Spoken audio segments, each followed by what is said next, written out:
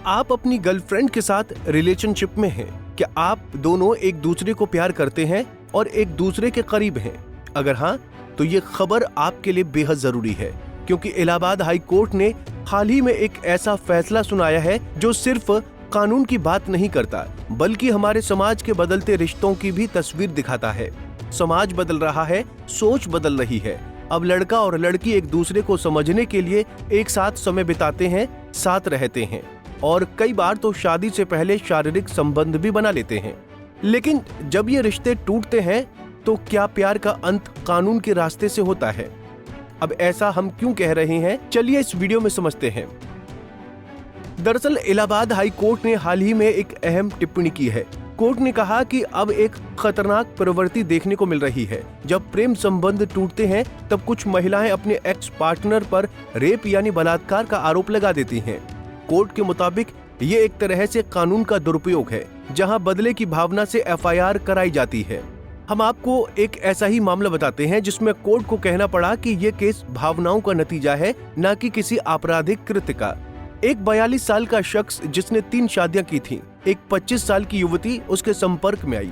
दोनों के बीच प्यार हुआ, रिश्ता आगे बढ़ा और फिर शारीरिक संबंध भी बने। महिला को ये बात पता थी कि वो शख्स शादीशुदा है, बावजूद इसके वो उसके साथ रिलेशनशिप में रही। लेकिन जब रिश्ता टूटा तो महिला ने उस पर रेप, वीडियो रिकॉर्ड करने और ब्लैकमेलिंग जैसे गंभीर आरोप लगा दिए। समकालीन समाज में यौन संबंधों के तरीके बदल गए हैं। अब रिश्ते अस्थायी हो गए हैं, जो बनते और टूटते हैं, लेकिन इनका गलत कानूनी इस्तेमाल खतरनाक है। इलाहाबाद हाई कोर्ट ने क्या कहा?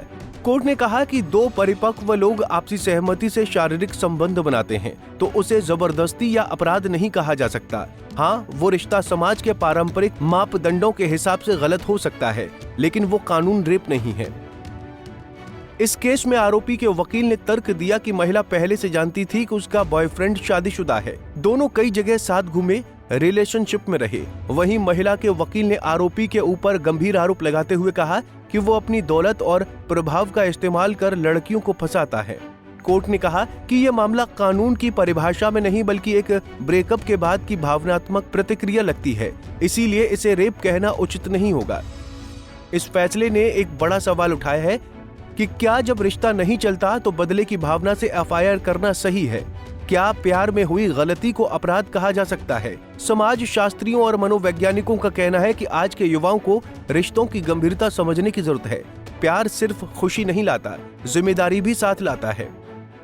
अगर 2 लोग सहमति से शारीरिक संबंध बनाते हैं तो उस रिश्ते के खत्म होने पर कानून को हथियार बनाना गलत है। इससे असली पीड़ितों को न्याय मिलना मुश्किल हो जाता है।